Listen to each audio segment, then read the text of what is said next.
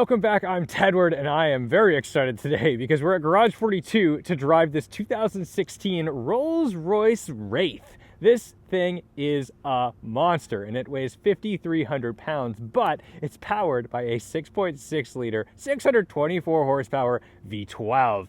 This is the pinnacle of opulent coupes, and the style is very British, very Rolls Royce. It's kind of wild, actually, and it's interesting how high it sits up off the ground. So, first thing you notice when you come up to this car, the doors. We've got suicide doors in this thing, and it is just outrageous what you can do with the interiors. Now, this one has kind of a light leather interior with this beautiful wood, giving me very yachty vibes. But let's also take a look in the back, because in the rear we have super comfortable chairs, but we also have Rolls Royce pillows. They're pillows that come with this car. We have to sit in it. We have to sit in the back of the Wraith.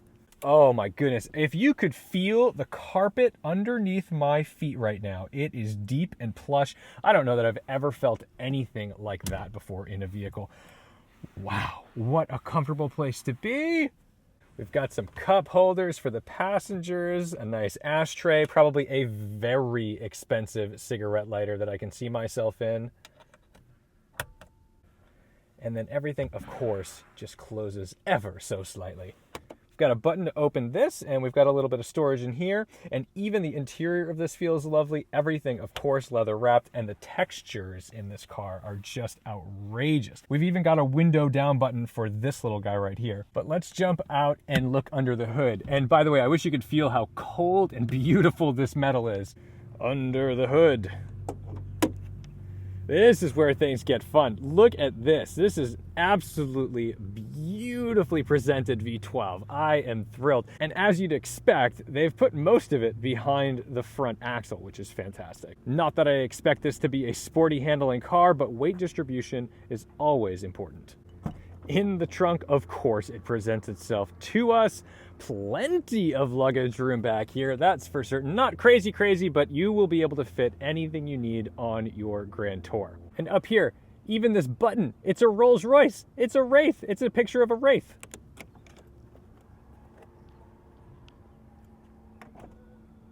And all this opulence rides on 21-inch tires, 255s in the front, 285s in the rear. Let's go for a drive. But before we get started, there's one last feature. That is the perfect Rolls Royce feature, the umbrella in the door. Joining me today is PTSRS, Will Lee, say hi. And we've run into our first conundrum of the Wraith, is once you've sat in the car, it's very hard to close the doors. Haha, Rolls Royce has thought of this. I have door buttons up here, so I can close Will's door. I hold it. And I can close my door. It's so good. But actually, I'm going to open my door because I want you to hear this thing start up.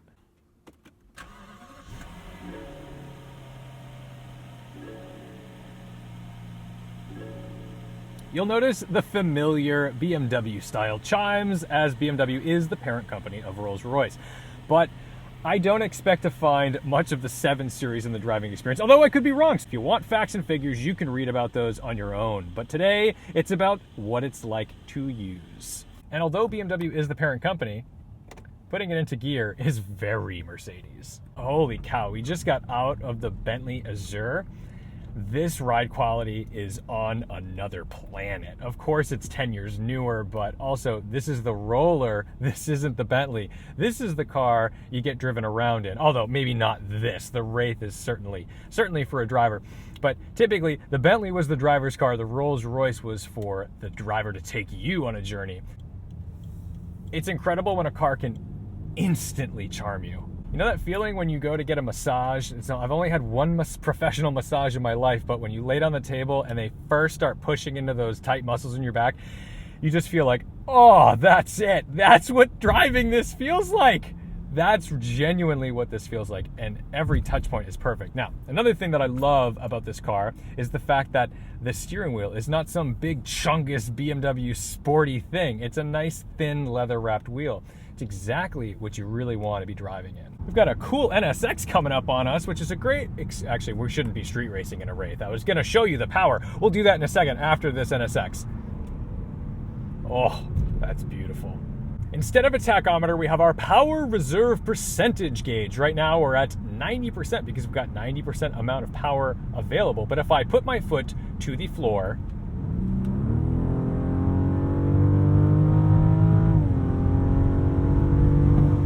and it feels like it just pulls harder with the upshift. That is staggering. And it's really fun to watch that power reserve bounce around in the shift. This thing moves. Oh my goodness, even at 5,300 pounds or whatever it is. Look, it's incredible how smooth it puts it down too. And I had the same thought when I was driving the Bentley Azure. There's never a sense that there's going to be wheel spin in these vehicles. They never feel like they can't handle themselves. They're always composed, always composed. Some leftovers from BMW, the blinker. Everyone hates the old style blinker stocks that were in the E92 M3s because they don't stay up. It returns to center. This has that. I'm used to it because I drive cars from the era. But these types of shared components really shouldn't bother you if you're in the Rolls Royce market. For a long time, Rolls Royce has been the benchmark of what luxury should feel like as far as suspension. You know, it rides like a Rolls Royce. A long time ago, we might have said it rides like a Cadillac, but Rolls Royce is really the pinnacle of this game. And I can assure you, I have felt nothing that rides like this car.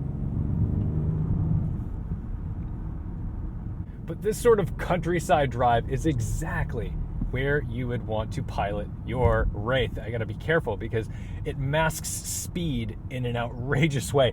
You are completely insulated from the world as a human being. However, as a driver, you still have lots of sensation going on. I still have lots of feedback. I don't feel disconnected from the car.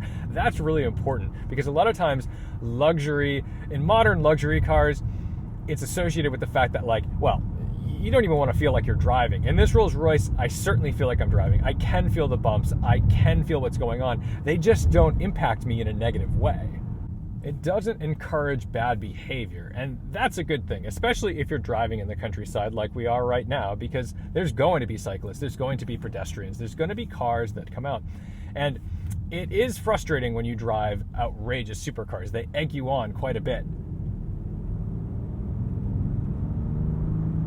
But without much more than a breath on that throttle, all that torque pours on, and it pours on so smoothly. So even though by any standards you are cooking, you are really moving in this vehicle, it doesn't even matter because the car just kind of allows you to waft along very smoothly, but without feeling like there's this giant rubber bushing between you and the world. That's very frustrating, I think, in these sort of like middle and even I guess what you would call a high-end luxury car, an S-Class or a 7 Series. This is an echelon above that. And those cars, there's always this little bit of a disconnect in those. Wow, doing a little off-roading in the Impala over there. There's always a bit of a disconnect in those cars because they do such a specific job of taking you away from the road. And they do a good job at it. There's something about the way this Rolls Royce does this. It's something about the way it puts down the power, something about the way that it interacts with the driver that I've never felt anything like it. I don't know if I can ever go back.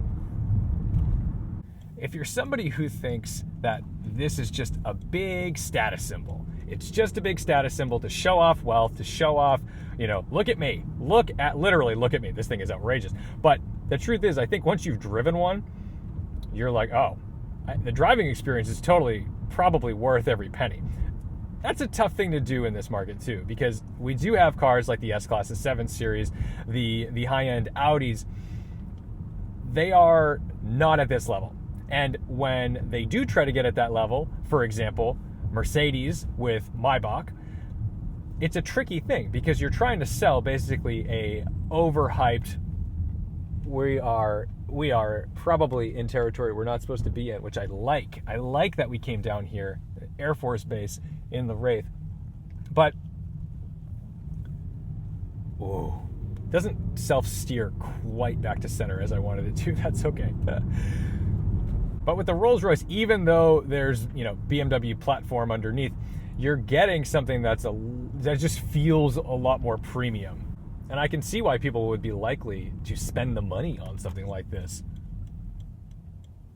So this may not be some like auto car review where we're flogging around some Alpine test course, but the way this would be normally used is as a normal daily driver. And that's the thing. It's not just going to get tucked away. It's going to get miles on it. This car has 20,000 miles on it. Yes, this Wraith has 20,000 miles on it. How cool is that? That's exactly what you want to do with your Wraith.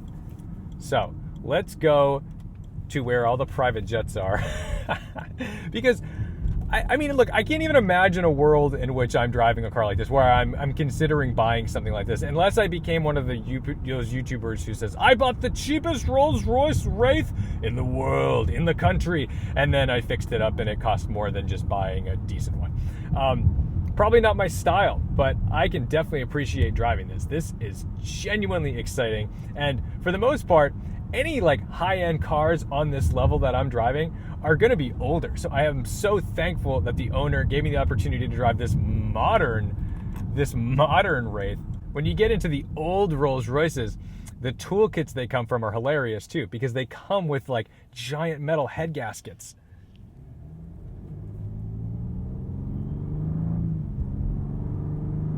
I'm sure a modern Rolls mostly just comes with an incredible service package from the dealer, so you never have to touch it yourself. But anyway, thank you so much for watching, liking, commenting, and subscribing. Thank you to the Patreon supporters who make this content possible. Thank you to Garage42 for introducing me to the owner of this outrageous collection of high-end luxury vehicles.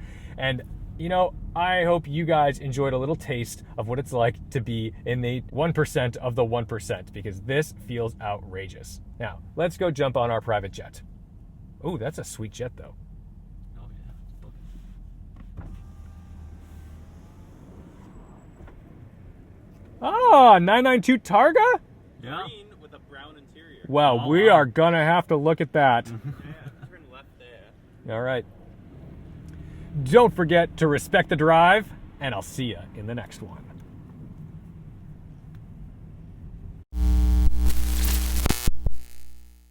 Do a little car spotting over here. What do we have here? Oh, With ceramic brakes. with I have PTS in my Rolls Royce Wraith while we're seeing this perfectly filthy, really filthy 992 Really Targa. filthy. That's fully like optioned. that's even dirty for me. It's like $9,000 brakes.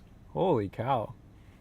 But no, I don't think it has the adaptive cruise control. It doesn't have the, yeah. Yeah. That's filthy. Look at that. Good for them. Yeah, if you guys want to park out, there's a bunch of cool cars. Yeah, where'd you park? I'm down there, but it's pretty cool, so if you just want to All right. pull in over here, that's fine.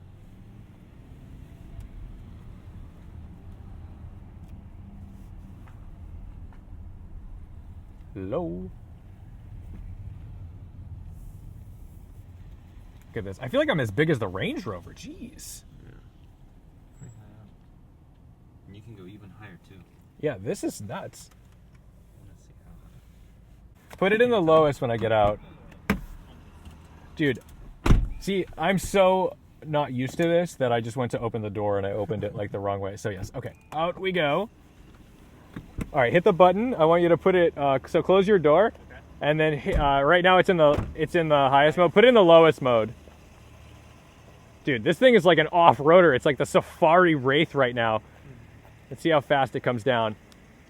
It's doing that front first, then it'll level the rear, then the front, then the rear. Takes a couple seconds for it to come down. Oh, that's starting to look good.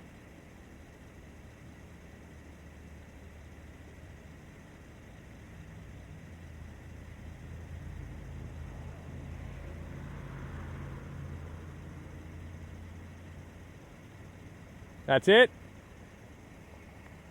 Pretty good, man.